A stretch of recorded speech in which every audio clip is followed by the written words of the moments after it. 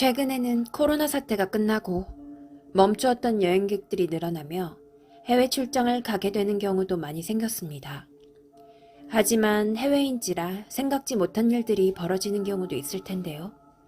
이 이야기는 허스가 회사에서 구매팀 과장으로 근무를 할 때 중국 출장을 갔을 때 일어난 무서운 이야기라고 합니다. 그럼 이야기를 시작하겠습니다. 안녕하세요. 저는 허스입니다. 저는 예전에 한 장비회사에서의 구매팀 과장으로 일을 했습니다.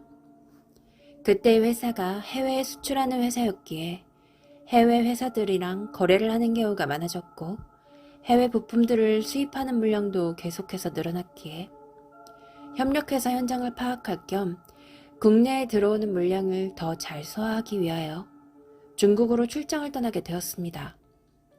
코로나가 끝난 이후의 첫 출장이라 여행을 가는 듯한 설렘도 동시에 들었습니다. 여권을 만들고 길지는 않지만 짧은 일주일도 안 되는 업무 기간이었기에 가벼운 마음으로 중국으로 출장을 갔습니다. 중국에 도착하자 협력회사의 한 직원이 공항까지 마중을 나와주었고 저는 그 회사의 차를 이용하여 호텔의 숙소까지 안전히 안내를 받았습니다. 우리가 알만한 대도시인 상하이나 베이징은 아니었지만 호텔 주변에는 꽤나 발전하여 있을 만한 편의시설은 모두 있었고 짐을 풀자 노트북을 켜서 내일 해야 할 업무를 한 번 더 숙지한 후 간단하게 맥주를 마신 후 잠자리에 들었습니다. 그 다음 날 숙소 밑에는 어제 공항에서 저를 안내했던 사람 장차이가 있었고 장차이는 통역원 겸 저를 안내해줄 사람이었습니다. 회사에서 차도 내주어서 업무를 하는 내내 차를 타고 공장으로 이동하였습니다. 어느덧 간단한 5일의 회사 업무를 끝내고 회사 임원들과 술자리 겸 마지막 회식을 하기 위한 식당으로 이동하였습니다. 그런데 짧은 기간 동안 중국이라는 나라는 참 이상한 게 예의 및 호감을 표시하기 위하여 담배를 자주 건네곤 했는데 저도 마침 흡연자라 건네주는 담배를 피웠습니다. 정말 손가락에 담배가 없는 게 이상할 정도로 담배를 피우는 경우가 많았고 사람들은 그것을 당연하게 느끼며 또한 매너라고 생각하니 한국에서의 금연을 하는 추세와는 정말 다르게 생각이 들었습니다. 특히 받은 담배 중 장차이한테서 받은 검은색의 무늬가 있는 담배가 있었는데 이 담배 가격이 한 갑에 2만 원이 넘는다고 하니 아까워서 필 수가 없었습니다. 한국과는 문화가 많이 다르구나라는 것을 또 한 번 느꼈습니다. 그리고 저의 안내원 장차이는 조선족이었는데 왜 그렇게 한국말을 잘하냐고 물어보자 어릴 때부터 조선족은 중국어와 한국어를 동시에 배운다고 하였습니다. 그래서 한국에서 일하는 사람이 많구나 라는 것을 느꼈고 또한 그만큼 한국에서 그렇게 범죄를 저지른다는 것도 생각했습니다. 또 굉장히 조선족은 한국과 밀접하겠다는 생각도 들었습니다. 회식 장소인 고급 중식당에 도착하였고 영화에서 보았던 커다란 원형의 테이블에는 중국을 대표하는 음식들이 쫙 놓여져 있었습니다. 그렇게 저와 회사의 임원들은 음식을 돌려 먹으며 기분 좋게 술을 마셨습니다. 술은 고량주였는데 생각보다 도수가 세긴 했지만 술을 잘 먹는 체질이라 괜찮았습니다. 장차이에게 술을 권하였지만 운전을 해야 한다고 거절하였고 그렇게 회사의 회식 장소가 끝나고 술을 먹지 않은 장차이가 차로 숙소까지 데려다 주겠다며 차의 문을 열어주었고 숙소로 이동을 하게 되었습니다. 숙소로 이동을 하던 도중 장차이는 자신이 잘 아는 좋은 장소가 있는데 같이 가보겠냐는 제안을 했고 어차피 이제 업무도 다 끝났겠다. 주말이겠다. 그 전까지 이 사람과 아무런 문제도 없었거니와 업무적 외에도 친동생처럼 잘 따르고 친해졌기에 알겠다며 가보자는 말과 함께 그 친구가 안내해주는 장소로 이동을 하기로 하였습니다. 그 왠지 남자끼리는 담배를 피우거나 술을 먹으면서 서로의 감정을 교류하거나 친목을 다지는 경우가 많은데 중국 출장 동안 장차이와 둘이서 따뜻하게 차 한 잔, 밥 한 번 먹은 기억도 없었고 술을 먹은 적도 없었기에 그래, 가기 전에 많이 비싸지 않은 가격이면 내가 한번 사주고 가겠다는 생각을 했습니다.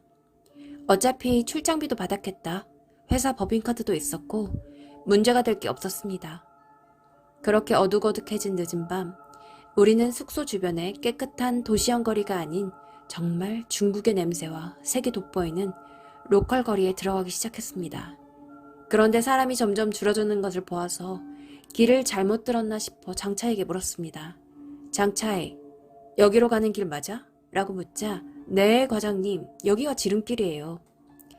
그나저나 가는 곳이 뭐 하는 곳인지 알았으면 좋겠는데 라고 묻자 회사에서 마지막에 보내기 전에 그냥 작은 선물 같은 거라고 보시면 된다고 남자끼리 가는 곳이 뭐 있겠느냐면서 술 먹고 여자 있는 곳이라며 오늘 하루 열심히 대접하겠다며 너스레 웃음을 지었습니다.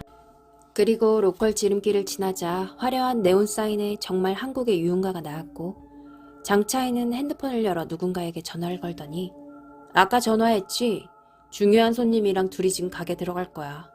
그러니까 미리 세팅 좀 잘해줘. 라는 말을 했고 전화가 끝나면서 차에서 내려 한 가게로 들어갔습니다. 가게에 들어가니 한국의 업소와 같긴 한데 인구가 역시 엄청난지라 엄청나게 많은 웨이터들과 가게에 일하는 여직원들이 셀 수도 없이 많았고 술을 먹는 룸의 개수 또한 어마어마하게 많았습니다. 그렇게 장차희와 나는 룸에서 술을 마셨고 시간이 지날수록 취하는지 머리가 어지럽기 시작했습니다. 아까 회식 장소에서 먹은 게 소화가 덜 됐는지 속이 더부룩하고 체한 것 같은 느낌도 들었기에 재빨리 화장실로 향했습니다.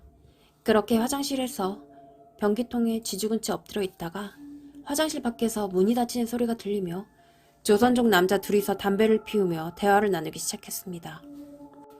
왕스가 이번에 물건을 들고 왔다던데 한국에서 온 사람이라는데 술도 먹을 만큼 많이 먹었고 건강해 보여서 수술해서 팔면 가격이 꽤 나올 것 같다.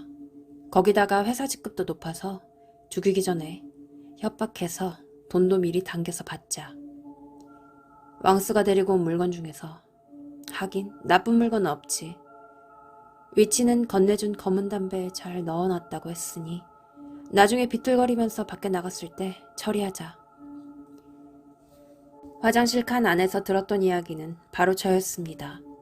장차희와는 전혀 다른 이름을 사용하는 왕스라는 이름, 거기에다가 수술해서 판다는 것은 장기를 판다는 것 같았고 회사 직급을 얘기하는 것을 보아서는 확실하진 않지만 나와 딱 맞아 떨어졌습니다.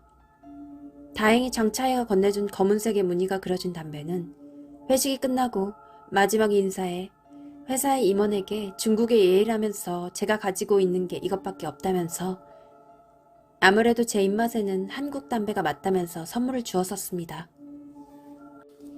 중국에서는 누가 없어져도 이상할 게 없다는 이야기와 특히 조선족을 조심하라고 했던 말이 떠오르며 변기통에 엎드려 벌벌 떨고 있는데 한 통의 전화가 걸려왔습니다.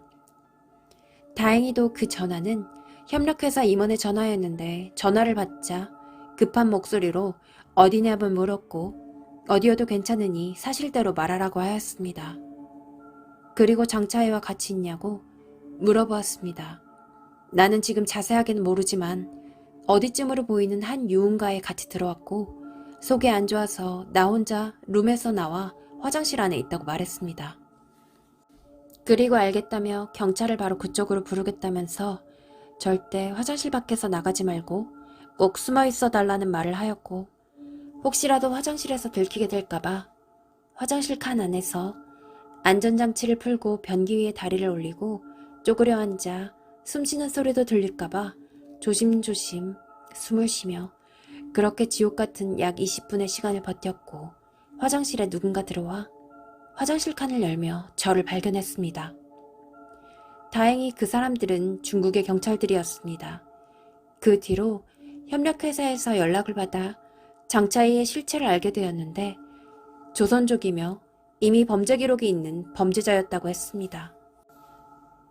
급하게 짧은 기간 동안 통역 안내원을 할 수 있는 사람을 찾았고 장차희의 겉모습은 정말 깔끔하고 호감적인 외형이었기에 한국어 테스트만 한 후 업무를 맡겼다며 죄송하다며 뭐라고 할 말이 없다며 계속해서 사과하였고 저는 아무런 큰일이 없었으니 괜찮다고는 했으나 한국에서 돌아왔을 때 뉴스에서 나오는 한국인을 대상으로 하는 조선족들의 사건의 장소는 제가 갔었던 그 이웃과의 똑같은 위치였고 그 외에 다른 사건들도 보도될 때는 그때의 생각이 아직도 떠오르며 아직도 화장실에 가면 불안하곤 합니다.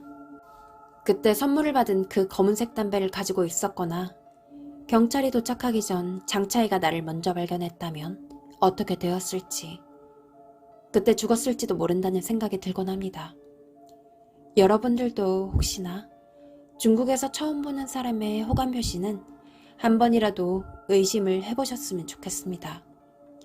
그럼 이야기를 마치겠습니다. 끝까지 들어주신 시청자분들께 감사드리며 다음번에는 또 새로운 이야기로 인사드리도록 하겠습니다.